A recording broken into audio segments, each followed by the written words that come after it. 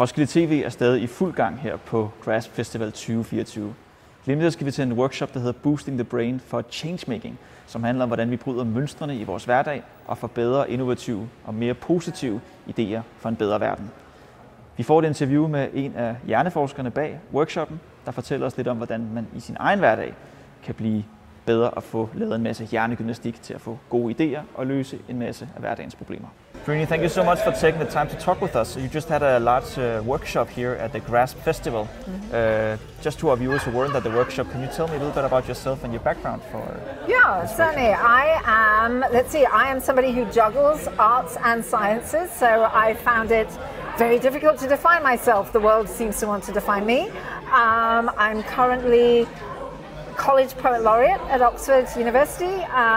I've published a lot as a poet, as a theatre person, but I suppose one of my main passions is that I am a trained research neuroscientist. I'm a cognitive neuroscientist, which means that, and my work has primarily focused on how do people make decisions, why do they make bad decisions, and how can we really boost our possibilities as a society? How can we boost innovation, creativity and thinking differently? So that's really been a passion of mine.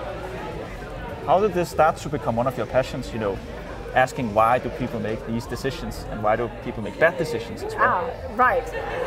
Well, I think that goes back to my childhood. I was born in Sri Lanka, which, as you probably know, is a conflict zone, sadly, for many years, and my whole generation was exposed to that. But luckily my father was a surgeon working in Britain, so we were able to come to Britain, and during that time growing up in England I saw the effects of war and trauma on people and how unnecessary it felt, and it left me asking, why do people make the decisions? How does a country boil into conflict when there are such good people involved? How do we misunderstand each other so badly? And it led me to a career that went into cognitive science, which is all about, and particularly thinking about decision making. And I've continued to do that. So I worked with the UN, I've worked with the Irish government, and again, I see amazing potential for human beings. In fact, my post at the UN was Senior Advisor on Human Potential.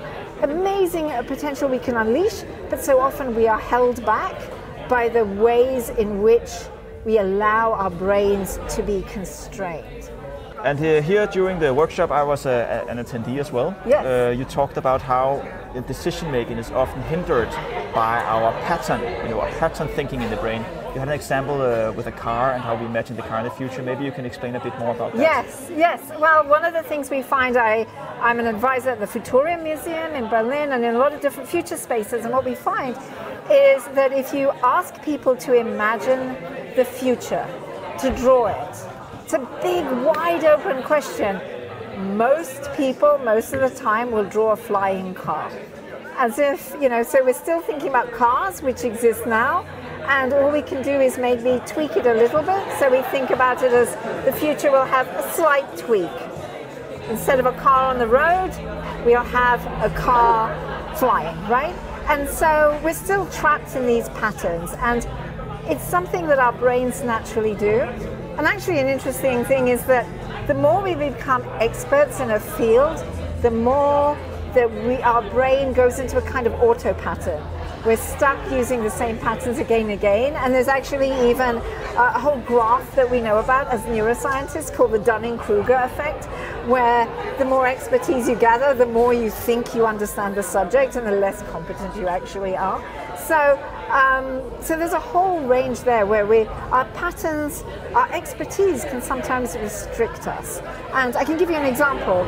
So for example, in Yale, there's a fantastic study done with medical students where this group was split into two. Half were given extra lectures and medical information. The other half were exposed to a completely different practice. They had to go to the local art history museum, look at paintings and discuss it, learn new techniques for discussing paintings, and then they were tested on the same diagnostic test. And it turns out that the group who had exposure to going to the art museum were much better as medics, medically more sophisticated in their diagnostics, than the group who'd actually had more medical training. So it's not, I'm not saying that it's not art or art museums. I'd love to say that that unleashes your brain, but it's not just that. It's about allowing yourself to have other experiences and other methodologies, kind of shakes up the old patterns that you might have developed through your own career. You also made an expression during the workshop where you talk about juice the brain. Juicing the brain. That sounds quite dangerous, but also it's well, what do you mean about that? Yes, I mean about keeping the brain as juicy as possible. So it was a way of imagining the difference between this type of cognitive arthritis. So when we become very rigid in our thinking, it's as if what happens is that typically we will look at a problem and only see one or two solutions that we've done before or that we understand. And having a juicy brain is much more about flow and being dynamic. So imagine instead of two arid cart tracks going into the distance, now imagine water. So in water you can move across many different dimensions. You can swim in many different ways, right? But if you have a cart track or a motorway, there's one lane you're going to go down. So that's what I meant by a juicy brain that is so much more lubricated, that we're increasing our own cognitive flexibility. And the more we practice these exercises, the good news is there's a lot of data that shows when you work inside an organization, we come in, we do brain training, it can be as, there are things where we can shift people in a matter of 20 minutes. We've actually tested this in laboratories where you've taken people with two very extreme political views and managed to get them to have 100% agreement. But first they have to do once they do the brain training. Or we go into organizations who've always had one way of doing things, and we help them become much more skillful at innovating, right? So whenever we have an accelerator hub or innovation, brain training needs to be part of that. And it needs to be part of like every one of our lives, our daily lives. So imagine in the 70s, my parents tell me that when the first people started jogging in London, that it was treated as something strange and peculiar. But I can see a world in a few years where it's not just jogging that we do for the sake of our bodies, but we're doing brain training for the sake of our brains, so that all of us keep that juicy brain alive. All right, we just moved the location. There were another workshop taking place right about. We're about to finish the interview, but that won't stop us. So we've moved down to one of the other rooms. We're being flexible. We are very flexible here at Roskilde TV.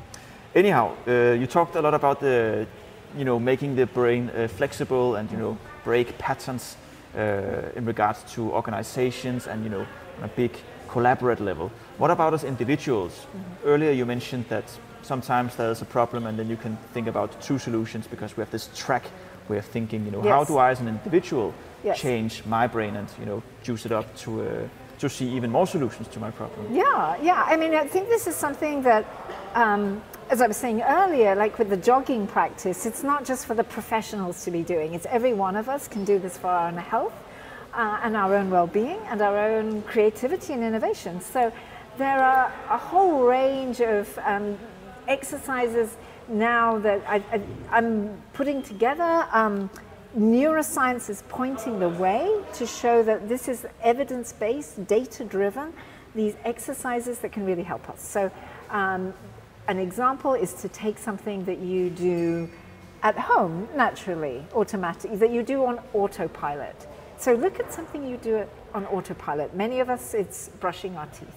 And if you brush your teeth with one hand, your dominant hand, let's say, maybe there's something you do on autopilot. You don't usually spend a lot of time thinking about it.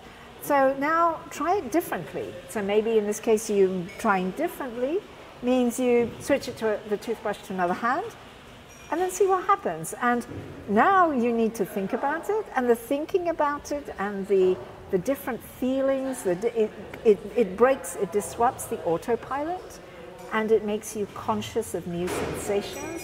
And that experience is a little bit of a chance for your brain to spark, right? So even at home, in the safety of your own bathroom, you can do an exercise like that and shift up your brain. Another thing that we know is very powerful from research is that if you have the chance to zoom in and zoom out. So when you look at a photograph, for example, or if you look at a painting, literally seeing the big picture and then practicing looking at the little details, or any time you're waiting in the line in a shop, zoom in to the smallest possible detail you can notice and then zoom out to the biggest possible scale. And this moving between scales is something that really helps exercise the brain in a way that then has a knock-on effect, so that we then find that when you test people, they're a lot more innovative, a lot more creative, we're just able to be less stuck. And I'll actually give I am a poet, and one of the things that has always attracted me in poetry is metaphors. And we now have the science to back this up, to show that when you think you have a model for explaining something, you often use a metaphor for that, right? But in poetry, you have the experience of explaining one thing using a different metaphor, using a different language to see that object. So I actually think that so the practice of using metaphors, we know can stimulate the brain. So I would like to hope, as a poet anyway, I'd like to hope that reading poems with lots of metaphors, and Thomas Tranströmer has some fantastic metaphors that he uses as an example.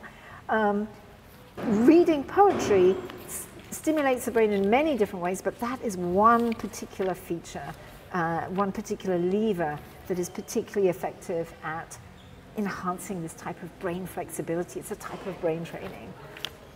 And what specifically happens inside the brain when we do these exercises? Like, do we see it light up? Does it get more, like, does it get stronger, new neurons? Like, from a scientific level, what actually happens? You talked about science is backing it up. Like, what makes this change? So to summarize this, one of our key parts of our brain is called the prefrontal cortex. It's at the front, and it allows us to, when we have that active, or when it is activated, it allows us to bring different parts of the brain online. So we really, to be healthy, we need a very good, strong prefrontal cortex. And in order to exercise the prefrontal cortex, that's where doing something like zooming in, zooming out, changing scales helps, or changing awareness by breaking old patterns. It gives the prefrontal cortex a chance to move your attention networks of your brain will now shift to new information. And we know that every time we're exposed to something that is slightly puzzling, there's an entire dopamine neural network that kicks into place so that we pay attention to what is this new puzzling thing. So even if it's just like brushing your teeth with a different hand, there's something strange and odd and puzzling. It's triggering a lot more dopamine in your brain systems. And when you have dopamine being released, it means you have deeper learning. And if you have deeper learning, you have deeper memories. And the deeper memories allow for deeper learning. So it's, dopamine is just one of the neurochemicals that gets triggered when you create these types of exercises. In the last few years, neuroscientists have been digging into this area called the default mode network, part of the brain, and it turns out that it's a huge area of the brain, and when that is activated, that's when we see the most extraordinary associations, creativity, collaboration, new ideas getting sparked. But the point is, the trick is to allow the default mode network to do its thing, okay? And unfortunately, so much of the technology designs that we use now are taking the default mode network, it shuts down that network. It's deliberately distracting and fragmenting our attention and keeping our attention focused on tiny, small objects instead of being, in a way, allowing the entire brain's network to be in a much more spacious way. So when we're relaxed, we can invent a lot more novel ideas. But if we're hyper focused on little details, then it's like a shutting down of the brain, right? So we know that, for example, spending after you spend about 20 minutes online shopping, you test people in the laboratory, and we see data which shows that instead of seeing the big picture, they also still see small details, right? There's a carry-on effect going on there. And when we track this in brain scan data, we can see completely different areas of the brain are now being activated. And these are the areas of the brain that really focus on small details, instead of having an activation pattern that in the healthy brain is much more sparking all over. These larger associations and networks should be sparking. But after 20 minutes of online shopping, it's just a tiny area of activation happening.